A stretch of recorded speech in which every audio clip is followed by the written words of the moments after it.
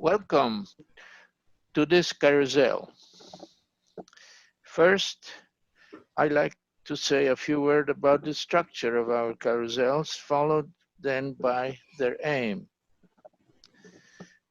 Each screen that you see can be clicked and enlarged as it will appear now. Note that there is a title and below a comment. If you click again, you may go outside of the carousel to further sources of information and perspectives. So we can click. And in this instance, the link takes you to Pandora Workbox, which is a companion website emphasizing ideas. Ideas either in words or in images. The advantage of images is that they speak internationally. And our aim, let's go back, is to promote an effortless acquisition of medical terminology, particularly concerning English contributions to it. So if we go to the first screen again, in the first screen, you see Oedipus, and we already can see that if we illuminate this image, which shows Oedipus facing a dilemma, and we pay attention to his name, then we know that it has to do with edema. He walked a lot, and podal meaning foot. But the subject of this carousel is alcohol because it disrupts attachment. And attachment disorders are a major sign of alcohol teratogenesis. And so let's see what follows. Let's see the next screen. The next screen shows you an illumination of words. And if we click on it, the emphasis is that word clusters share ideas and facts. They illuminate each other. They enlarge the perspective. And here we have some words like bond, joint, tie, coupling, and included is FASD for fetal alcohol spectrum disorders. And if when you are on a live, not a demonstration, but a live carousel, and you click on more, you're going to have a link to a wide source of information, including these particular terms. Let's go back. We return, and the navigation bar allows us to speed up to the screen of interest. And let's focus on the following screen here. The alcohol is a teratogen. Here you see a depiction that in the past, adults gave alcoholic beverages to children. Obviously, they did not realize that alcohol is a teratogen. So if we click on it, the perspective will be illuminated further. Alcohol hinders attachments. Prenatal and childhood impacts of alcohol are particularly severe. So let's click on it again. And this time we land on a video.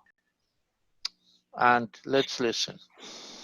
Presented here is a short story about a long odyssey concerning alcohol and children.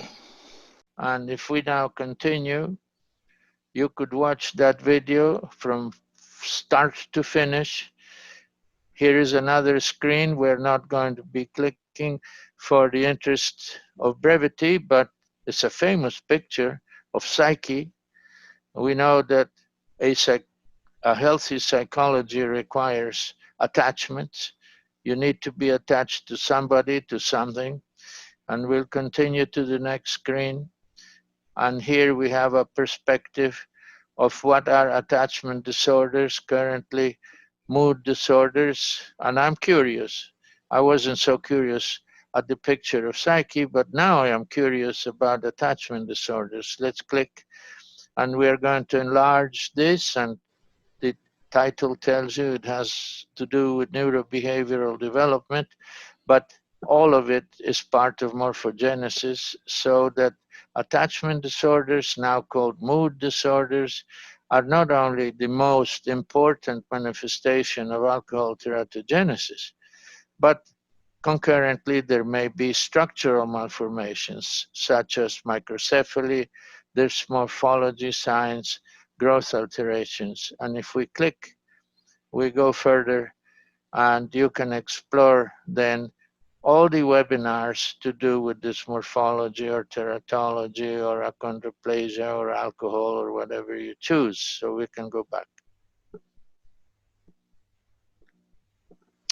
We can go back now and accelerate this. And we see here a pet, a domesticated pet, a kitten, obviously attached to whoever holds it. I'm not curious. In the brevity of the necessity to move on, I will not show you much of the perspective there, but here I will, because this is a wild pet. This young woman is trying to domesticate this wild animal. Is she going to succeed? Perhaps. And here we have then the issue of wild children. And let's see if we click on it, what do we have?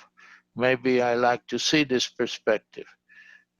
Lack of attachment means detached, a very common sign of alcohol teratogenesis. We just said that. But I don't know much, so I may wish to know more. Why do they cry and cry? Why do they sleep poorly? Why are they inconsolable? Well, let's see if I can learn something more. Let's click on it. And we land on another video. And let's listen. Greetings. And for crying out loud, let's talk about alcohol. And why would I say for crying out loud when I'm supposed to talk about children impacted by alcohol? Because they cry a lot. There is something disharmonious about how they feel about themselves, how they feel about their environment. And of course, all children cry a lot, but alcohol-exposed children do more so.